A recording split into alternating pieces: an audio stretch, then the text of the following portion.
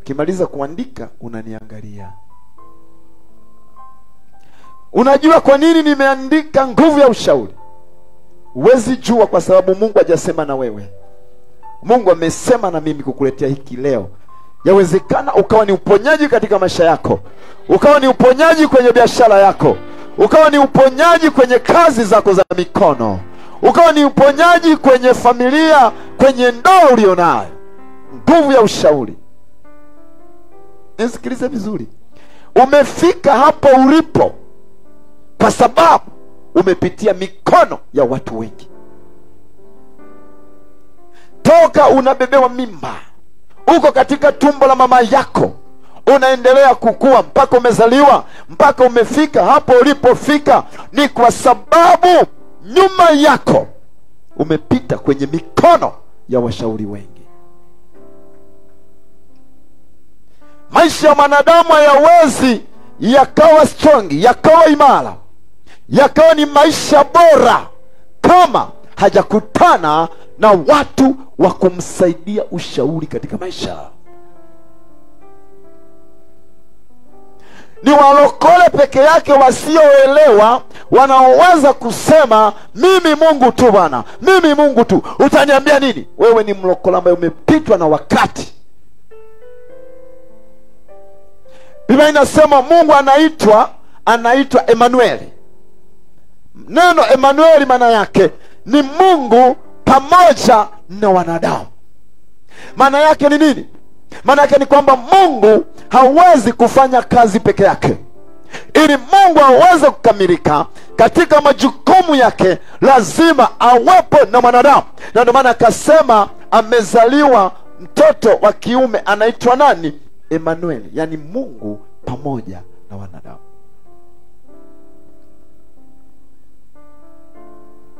Hapo ulipo unahitaji kuwasikiliza baadhi ya watu katika maisha yako. Mimi leo nimefika hapa nilipo ni kwa sababu nimepita kwenye mikono ya watu, akiwepo mchungaji wangu aliyenilea kiroho, aliyehubiri. Nilimkuta na hubiri kwenye viwanja vya Msuka pale Kilimahewa, nikapendezwa na ile injili aliyokuwa akihubiri. Siku hiyo nikaamua kusalenda, nikampa Yesu maisha. Na mwisho wa siku leo ninasimama kuelezea ukuu wa maisha ya Mungu katika maisha niliyopewa naye. Iko nguvu katika ushauri. Takupa maandiko ya kutosha. Ipo nguvu katika ushauri. Leo watu unaona maisha wanayoyaishi ni maisha mabovu, ni maisha ambayo hayana mbele wala nyuma. Ni kwa sababu wanafikiria wanajitosheleza. Yaani anafikiri anajitosheleza. Biblia inasema aliyesimama angalia sianguke. Ajizaniaye yuko amesimama, lakini Biblia inasema angalia sifanye nini? Asianguke. Kuna watu wanafikiri wao wanajua sana, yani hawataki ushauri, hawataki kusaidiwa. Sikiliza, katika mambo ya kiroho umeprove failure. Umeprove failure. Wakati Mungu anawatoa wana wa Israeli katika nchi ya utumwa Misri, nisikilize vizuri. Wakati Mungu anawatoa wana wa Israeli katika nchi ya utumwa Misri, ametenda miujiza, amefanya mambo makubwa, akifikiri Mungu watu hawa wamemwelewa. Biblia inasema wameenda wamepika mahala fulani, wakamwasi Mungu. Mungu akamwambia Musa, mbona watu hao wamenitenda vibaya namna hii?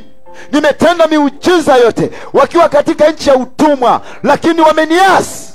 Mungu akaapa, akasema hakika hawataingia katika nchi niliyowaahidia. Ninawaua hapa jangwani.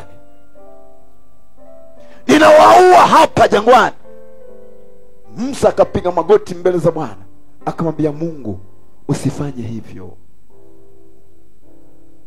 akapiga magoti mbele za Bwana, akasema, Mungu usifanye hivyo. Alafu akampa sababu, akamwambia, kama utawaua wana wa Israeli hapa jangwani, wale wa Misri watasema wamekushinda kuwaingiza katika nchi ya ahadi.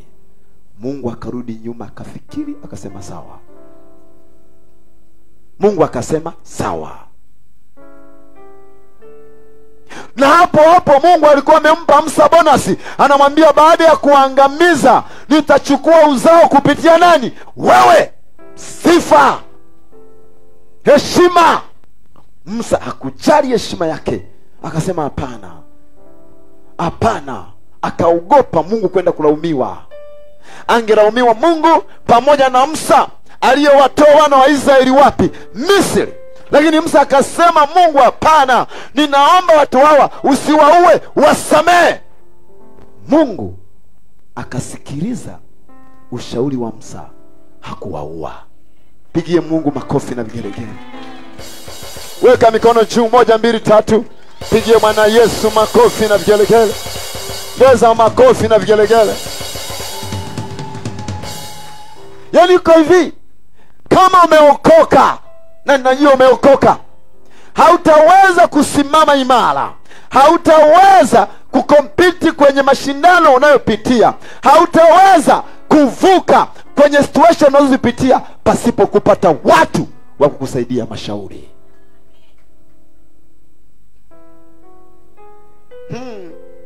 Unajidanganya eti unajifungia chumbani, eti unamtafuta Bwana. Failure. Umeisha. Ndio maana Mungu akaweka huduma 5 zina makusudi. Biblia inasema zile zipo kwa ajili ya kukamilisha nini? Mwili wa nani? Wa Kristo. Kuna mambo yanahitaji ukutane na washirika wenzako. Kuna mambo yanahitaji ukutane na kiongozi wako wa kiroho. Kuna mambo yanahitaji ukutane na wanapraise wenzako. Kuna mambo yanahitaji ukutane na wamama wenzako. Kuna mambo yanahitaji ukutane na vijana wenzako. Kuna mambo yanahitaji ukutane na wababa wenzako.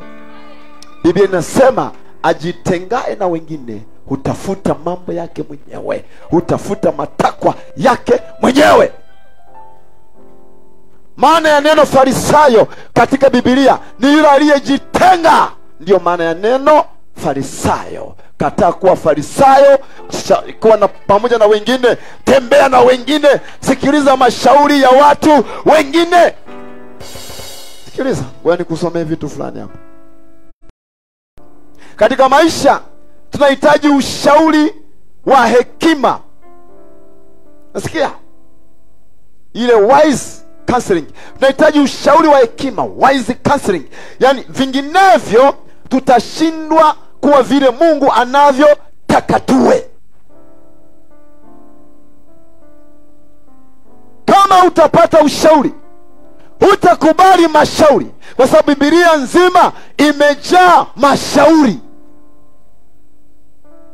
Hii Biblia imejaa ushauri. Uko hapo ulipofika, pengine walikushauri ukagoma. Huyo mume uliye naye au mke uliye naye unapitia kwenye magumu, pengine ulishauriwa ukakataa. Yuko mtu mmoja alikuwa anafanya kazi kwenye kampuni moja kubwa. Ile kampuni ilikuwa inalipa mshahara mkubwa. Sio mkubwa, mshahara wa kawaida. Akaja aka-apply kwenye kampuni nyingine yenye mshahara mkubwa kuliko huo. Akamwendea baba yake wa kiroho. Nikisema baba yake wa kiroho si mnajua, maana wengine hapa mna rundo. Akaenda akamwomba ushauri, akamwambia, baba, nina kazi, lakini kwenye kampuni ile mshahara sio mkubwa sana, lakini nafanya kazi kwa amani kabisa. Lakini kuna kampuni imekuja na mshahara mkubwa na nimeapply kule, nimepata. Ni shauri. Yule mzee, yule mchungaji akafikiria, akamwambia, akamwambia, usiache kazi pale ulipokuwa unafanya. Hata kama ni mshahara mdogo na kuna amani, kuna furaha, endelea pale. Mbele ya safari wanaweza wakakuongeza mshahara. Akatoka hapo, akayaacha mashauri ya yule mchungaji, akaenda kuchukua ya kwake. Akaenda kwenye kazi ile, kaandika barua huku ya kuacha kazi, akaacha kazi. Sikiliza, ameenda kule, ameanza kazi mwezi wa kwanza, mwezi wa pili, mwezi wa tatu kampuni ikafungwa. Si unaelewa ninachosema? Kampuni ikafanya nini? Ikafungwa. Kule alikokuwa anafanya kazi, kwa sababu watu wanatafuta ajira usiku na mchana, imeshazibwa ile nafasi. Aliporudi hakuna nafasi. Akaanza kuhaso, akaanza kusota. Kurudi kwa aliye mshauri hawezi, kwa sababu akirudi tayari kuna kitanzi. Huyu atamwambia, si nilikuzuia? Kwa nini uliamua kufanya hivyo? Aliishi maisha ya mateso, maisha ya kuhangaika. Akiba aliyokuwa ameweka yote ilikwisha. Hakunaga kinachodumu, kinacholiwa. Hata ungekuwa na mamilioni benki, kama unayala tu bila kuyaongezea, kuna siku utakuta hakuna. Salio linahesabu sufuri. Akapata hasara kwa sababu ya kutokukubali nini? Mashauri. Narudia hii point kama hujaiandika vizuri. Katika maisha tunahitaji ushauri wa hekima. Hapa nimeandika wise counseling. Tunahitaji ushauri wa hekima, vinginevyo tutashindwa kuwa vile Mungu anavyotaka tuwe. Naomba Grace kwenye Kiswahili cha kisasa nisome Mithali 15:22. Unahitaji mtu mmoja akushauri kitu. Na ule ushauri tunaoutaka ni ule ushauri ambao ni wa hekima ya nani? Ya Mungu. Naomba usome kama umefika. 15:22. Kitabu cha Mithali sura 15 mstari wa 22. Mipango hushindwa. Mipango hushindwa. Kufanikiwa kwa ajili ya kukosa ushauri. Mipango yako hushindwa kufanikiwa kwa sababu ya kukosa nini? Ushauri. Bali kukiwa na washauri wengi kufanikiwa.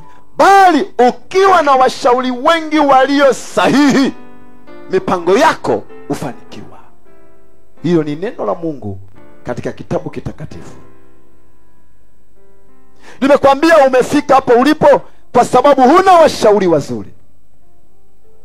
Umegombana na mume wako, unaenda kushirikisha mama aliyekwisha achika long time, hana cha kukushauri, atakupotosha. Umekwazwa kanisani, unaenda kuomba ushauri kwa mtu alishaacha wokovu, atakupotosha. Wewe umeoa, unaomba ushauri kwa bachelor, atakupotosha. Ni sawa na mtu anayeuza mkaa, anaomba ushauri kwa anayekatisha bima. Ni vitu ambavyo haviendani. Huyu hana cha kumshauri. Mwalimu anaomba ushauri kwa muuza tiketi ya ndege za ndege. Ni vitu ambavyo haviendani. Mchungaji anaomba ushauri kwa mfanyabiashara anayeuza nguo za ndani. Vitu haviwezekani, haviendani. Bwana Yesu asifiwe. Wanasema, rudia huo mstari. Watu wanafikiri kuokoka ni kitu tu cha ovyo ovyo. Kuokoka nilikwambia ni ustaarabu. Kuokoka ni maendeleo. Kuokoka ni akili. Unahitaji uwe na akili. Unahitaji uwe na uelewa. Wangapi wanaelewa ninachozungumza? Uwe na akili, uwe na uelewa. Hebu soma. Mipango hushindwa kufanikiwa kwa ajili ya kukosa ushauri. Mipango hushindwa kufanikiwa kwa sababu ya kukosa ushauri. bali kukiwa na washauri wengi kufanikiwa. Kukiwa na washauri wengi walio sahihi utafanikiwa.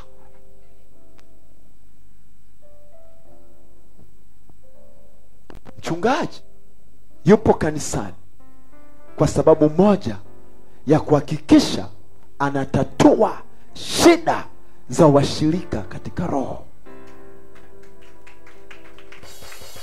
Hujui pa kupigia makofi kwa sababu uelewi una mchungaji au una mchungaji. Tunaposema tunakutana siku ya Ijumaa, kuna ushauri. Tunapata watu ambao wako nje ya kanisa. Wale wa kanisani huwezi ukampata, anajitosheleza. Sikia, huna neema. Huna. Kuna mahala unafika unagota, akili yako inakwambia ninaweza.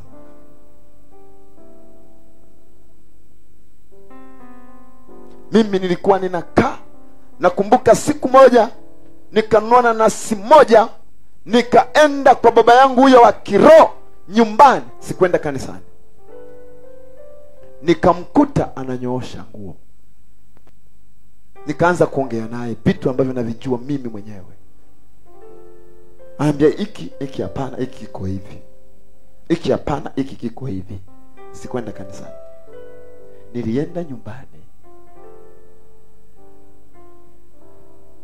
Na kuna wakati nilikuwa namfuata kanisani, machozi yanatoka, ninalia, ninataka kuna jambo anisaidie.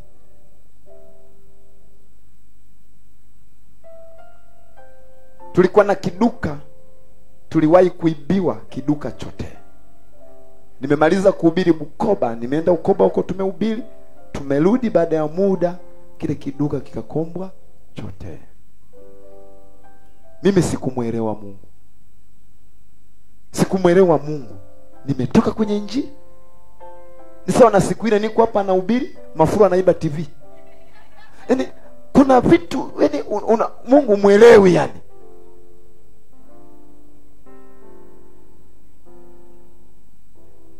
Nikamfuata nikamwambia, yani tumeibiwa hivi na hivi. Akanyamaza kwa muda, akaniangalia. Baadaye akaniambia, acha, usifanye chochote. Acha tu. Usiende polisi, acha tu. Mungu anajua cha kufanya. Unajua kuna vitu vinatokea kwenye maisha. Leo hapo una maumivu ya kutosha kwa sababu unajifanya kujing'ang'aniza. Yani unataka ujue. Sikia, mengine uhitaji kufunga na kuomba. Mengine unahitaji umtafute mtu tu, umwambie, mimi nataka niseme na wewe. Nataka niseme na wewe. Ndio maana tuna viongozi, tuna wazee wa kanisa.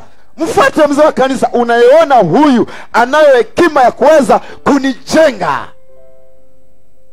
Tunao viongozi wa kina mama, tunao viongozi wa vijana, tunao viongozi wa baba. Mfuate.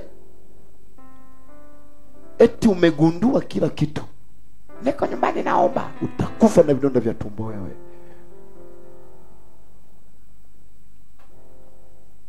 Kama Mungu aliweza kusikiliza ushauri wa mwanadamu, Mungu aliyemuumba Musa, aliyekuumba wewe, hasira iliposhuka, Mungu akataka kufanya visivyoeleweka mbele ya Musa. Musa akasema, Mungu,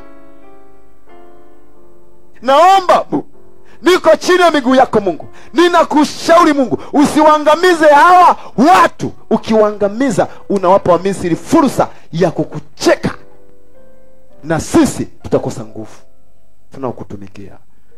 Mungu akasema, yes, nimekuelewa. Wewe ni nani usiyependa kushauriwa?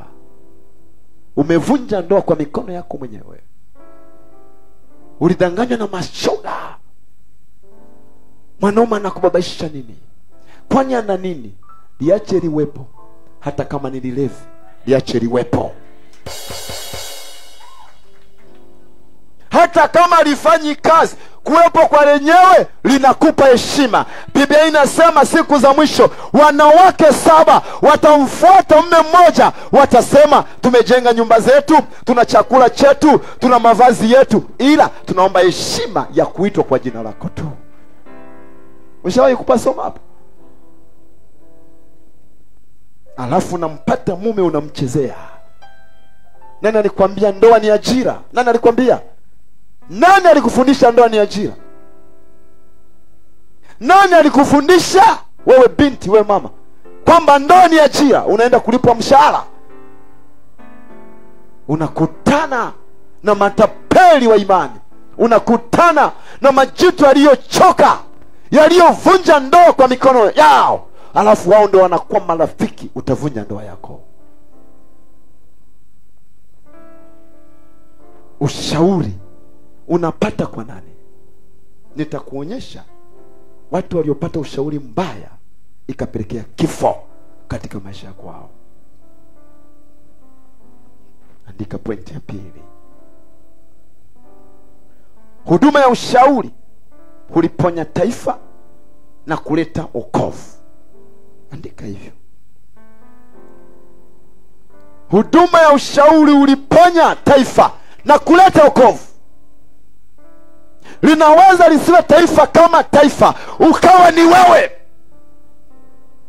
Huduma ya ushauri inaweza kukuponya wewe na ikaleta wokovu katika maisha yako. Ukaokolewa kwenye janga ambalo katika hali ya kawaida ungeendelea kufunga na kuomba, usingevuka. Bwana Yesu asifiwe. Huduma ya ushauri. Na ndio maana kuna aina mbili nimesema. Kuna ile advice, ile ushauri wa kawaida. Advice ni ushauri wa kawaida, na kila mmoja anaweza akatoa advice. Kila mtu hapa, lakini si kila mtu anaweza akatoa counseling. Unaitwa ushauri nasihi. Sio kila mtu anaweza akautoa. Ndio maana kule sekula kule wanaenda wanasomea huko, na kumuona tu mshauri wa huko unalipa hela na sio dogo. Lakini nataka nikwambie, washauri nasihi wa kiroho wana nguvu kuliko washauri wale wengine. Wanaojua ushauri wa kiroho wana nguvu kuliko wale wengine, kwa sababu wale wengine kuna mambo yanashindikana kwao, lakini kwa watu walio na ushauri, counseling ya kimungu, ile wise counseling niliyokuambia, haishindwi jambo. Inalireti, inaingia mwilini, inaingia rohoni. Hebu tufunue ile Methali 11:14. Watu wengi wameangamia kwa sababu ya kugoma kushauriwa. Yeye anajua kila kitu, na hakuna kitu hatari katika maisha cha kujifanya unajua kila kitu. Ni kitu hatari, na mwisho wa siku huwa ni maangamivu. Hebu nisomee mtumishi. 11 mstari wa 14. Ndio. Pasipo ushauri wa hekima taifa huanguka. Bali washauri wengi hufanya ushindi uwe wa hakika. Sasa tuache taifa, tuje kwako. Mara ngapi umepitia magumu, ukawafuata wazazi wako wa kiroho, ukawafuata wazazi wako wa kimwili, ukawafuata waliokuzidi katika imani. Unahitaji kushauriwa, unahitaji kupata ushauri. Sikia huo mstari unavyosema. Unasemaje? Hebu rudia. Pasipo ushauri wa hekima. Sikia, pasipo ile wise nini? Counseling. Taifa huanguka. Taifa huanguka. Sasa inaweza lisiwe taifa kama taifa. Mimi nazungumza na mtu mmoja mmoja, nazungumza na wewe. Inaweza ukawa ni wewe. Bali washauri wengi hufanya ushindi uwe wa hakika. Lakini unapokutana washauri wengi wazuri, ushindi wako unakuwa wa uhakika. Pigie Bwana Yesu kelele za shangwe, haleluya. Wewe unataka kuanzisha biashara, aidha biashara labda ya kuuza mchele, mfano, kwa sababu umepata hela, unajuaga ni biashara tu. Huyo umeshanunua mifuko, masandarusi, huyo unafika unanunua mchele unaleta, unadoda. Au soko hamna, unaanza kulalamika, Mungu huyu unakuja humu, jamani mnisaidie, rere. Hatuombi. Mimi muda huo sina. Unajua kuna wakati unaongoza maisha kwa akili ya kijinga, alafu unataka Mungu ahusiki. Hivi mnamuonaje Mungu? Kwamba ni mshamba ulivyo wewe? Ulitakiwa umepata pesa zako, hata kama umepewa za kustafu, anza weka benki yako, tafuta ushauri. Nataka kuanza biashara ya mchele. Jamani, mnafanyagaje? Unakutana na mtu tu, samaki ukienda Ukerewe utazikuta tu zimejaa. Ukerewe pale unasikia unabeba. Haya, huyo Ukerewe na boti ya mwendo kasi. Afika Ukerewe unatembea kama bouncer kwa sababu una milioni 20. Samaki ziko wapi? Wakerewe na kuangalia, sema huyu ana hela, ngoja. Samaki moja anakuzia 50. Ndio hiyo bei wananunulia. Hii mwanzo unauza kama 55 hivi, faida 5. Hajakwambia kuna ushuru. Hajakwambia hujakata kibali. Hajakwambia hujachukua barafu. Hajakwambia unaweza ukakamatwa huko. Yaani hivyo vyote hajakwambia. Unawekeza limtaji lote unamaliza fisheries hawa shijenje. Hiki kibao hakifai. Hizi samaki zote tunapeleka kituoni. Na umewekeza nini? Watu wengi hapa muna maisha magumu kwa sababu mnajifanya mnajua kuliko wengine. Hutaki kushauriwa, hutaki kuomba ushauri, hutaki kujua. Hakuna kitu chochote kilichoko duniani ambacho watu wengine hawajawahi kukipitia ambacho wewe unapitia. Hakipo. Kama ni ndoa, watu walishaolewa na kuolewa. Kuna watu walishachika wanaume 8. Kwa hiyo ana uzoefu. Ule wa kwanza alikuwa ananipiga kweli, nikatoka. Wa pili niko nyumbani, sasa nimekosa mwelekeo, sina hela matumizi, nikampata. Tukazaa naye mtoto huyu. Wakati nanyonyesha naye akaishia mitini, akaenda Zanzibar.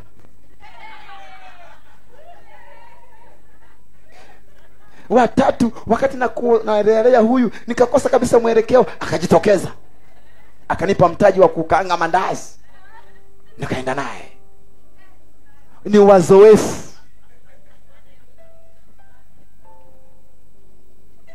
Lakini ulitakiwa tu, umeingia kwenye utata wa maisha, umeingia kwenye ugumu wa maisha, ukakumbuka kuna baba zangu wa kiroho, ukakumbuka kuna washirika wenzangu, ninaenda kukaa na fulani, nikakae na fulani, ninaomba nimuhusishe ili janga ninalo pitia.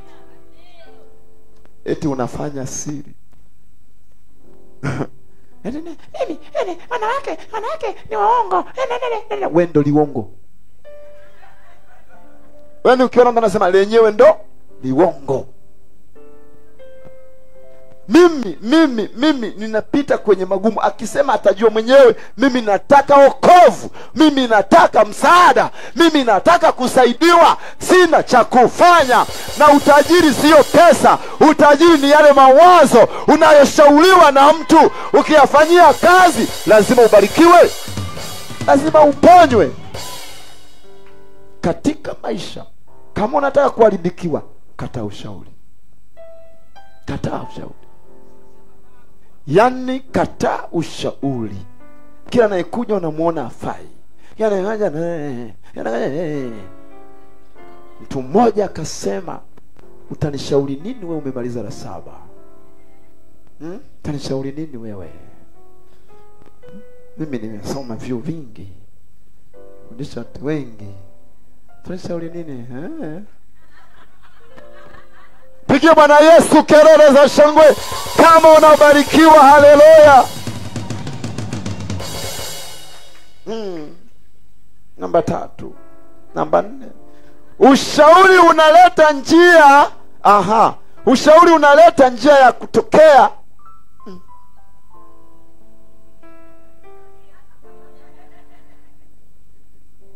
Hapa sijaandika vizuri nafikiri.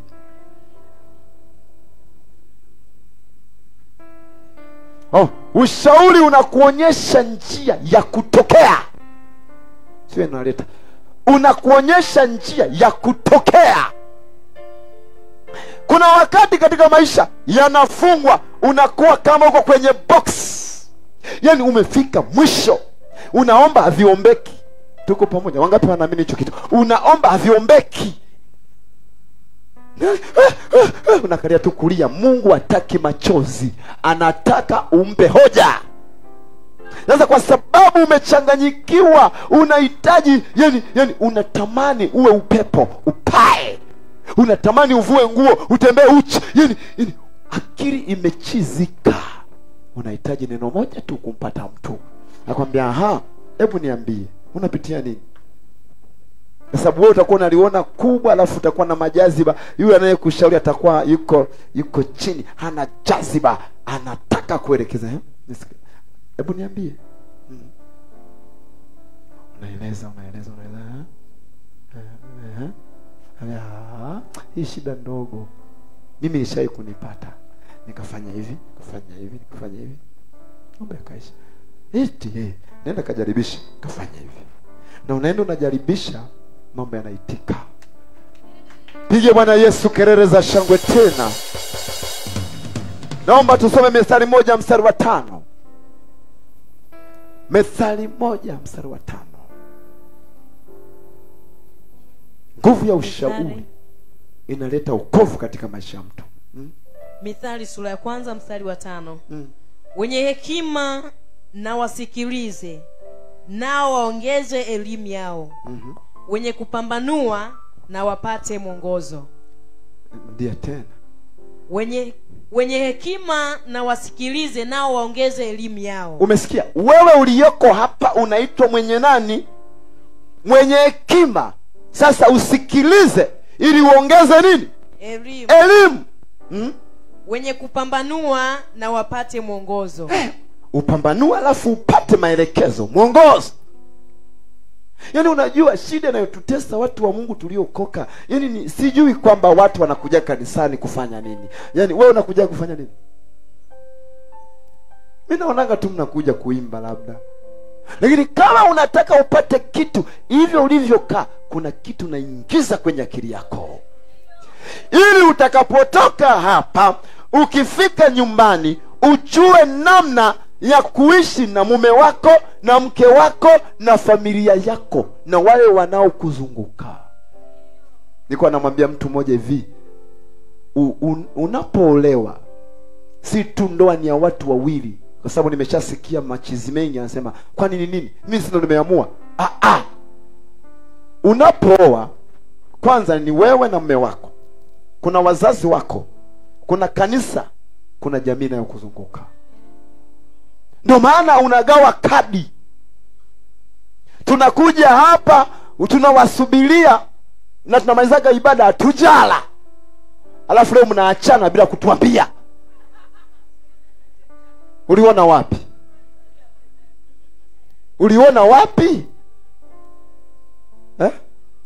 Unakuja utuambie. Sasa mimi nikamwambia, tukiwafungisha ndoa, mkishindana, cha kwanza mnavaa shela kama mlivyovaa siku ile.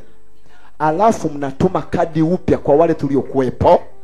Tunakuja tunajaa ukumbi. Alafu wewe na mume wako na shela zenu mnakuja mbele. Alafu mnatueleza kwamba tumeamua kufanya nini? Kuachana. Wakati mnaoana mlitualika, wakati mnaachana kimya kimya. Hiyo hatuikubali. Ni kukosa hekima ya mashauri. Tualike na urudishe na michango yote na bonus juu. Kama ilikuwa unatafuta mtaji wa kutokea, urudishe. mnatusumbua. Kumbe wengine ni mazinaa tu ndio nawatesa. Itakuwaje uolewe leo kesho wachike? Walikwambia kwenye ndoa kuna burudani, kuna ngoma za burudani huko. Ukiingia kule kuna ngumi wakati mwingine, kuna matusi wakati mwingine. Huko ndani huko mnasigini huko.